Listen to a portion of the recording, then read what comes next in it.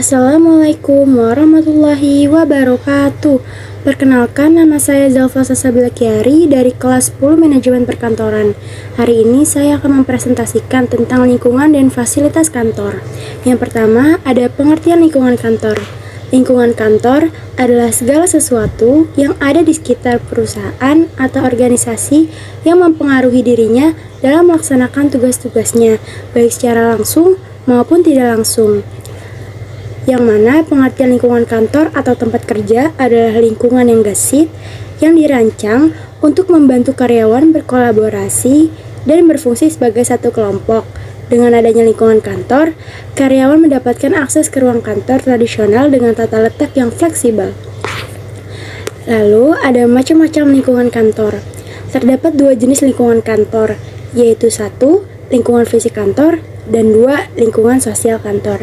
Yang pertama, lingkungan fisik kantor adalah segala sesuatu yang secara fisik berada di lingkungan kantor yang mempengaruhi karyawan dalam melaksanakan tugasnya.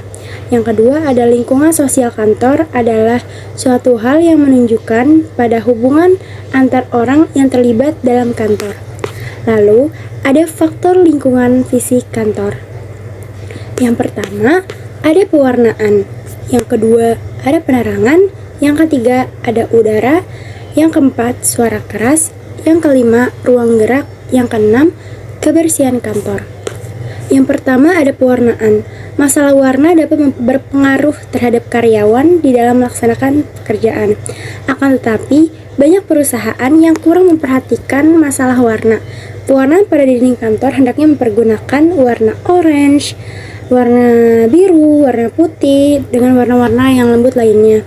Lalu yang kedua, ada penerangan. Pencahayaan dapat mempengaruhi karyawan baik secara fisik maupun psikologis.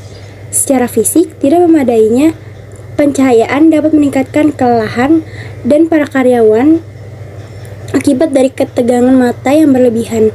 Secara psikologis, hasil pencahayaan yang tidak memadai dapat menyebabkan hilangnya semangat dan akhirnya menyebabkan penurunan kuantitas dan kualitas kinerja para karyawan. Yang ketiga, ada udara.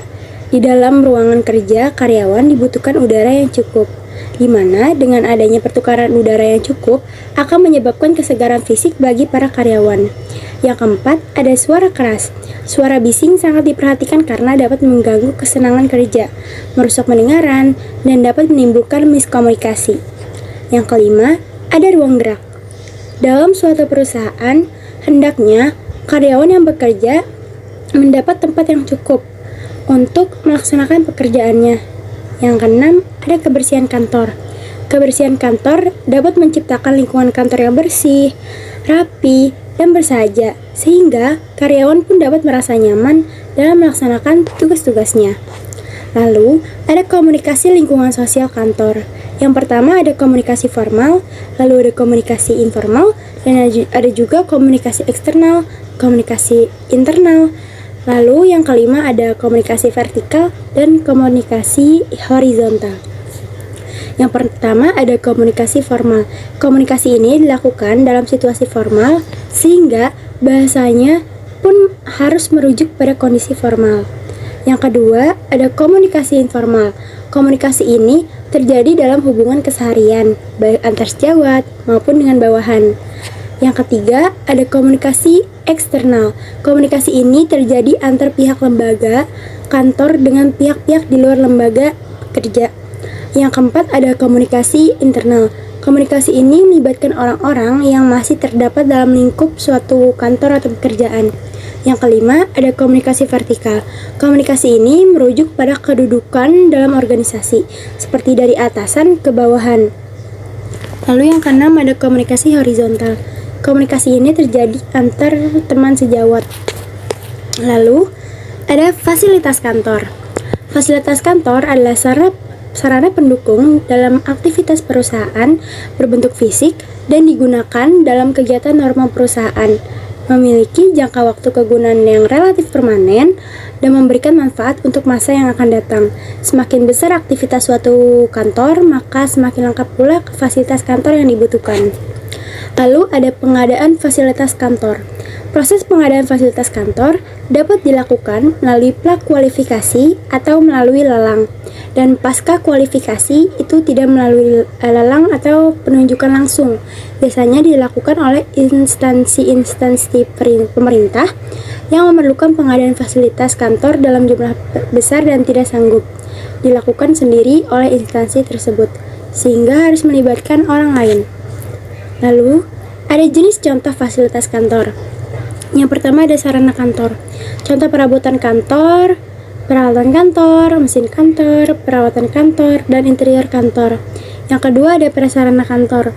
Contohnya itu penambahan nilai estetis, penambahan citra perusahaan, tolak ukur kualitas atasan, perwujudan prestasi kantor, dan peningkatan wujud apresiasi seni. Lalu, ada prinsip manajemen fasilitas kantor. Yang pertama ada prinsip pencapaian tujuan. Berhasil bila mana fasilitas selalu siap pakai setiap saat bila digunakan. Yang kedua ada prinsip efisiensi. Kegiatan pengadaan fasilitas dengan perencanaan, pemeliharaan, disertai dengan penggunaan dan pemeliharaan. Yang ketiga ada prinsip administratif. Pengelolaan memperhatikan UU atau undang-undang, peraturan, instruksi, dan pedoman yang berlaku. Yang keempat ada prinsip kejelasan tanggung jawab. Perlu kejelasan tugas dan tanggung jawab personil. Lalu ada kelima, prinsip kohesifan. Manajemen fasilitas hendaknya dapat direalisasikan dalam bentuk proses kerja yang kompak dan baik. Sekian, terima kasih presentasi dari saya. Wassalamualaikum warahmatullahi wabarakatuh.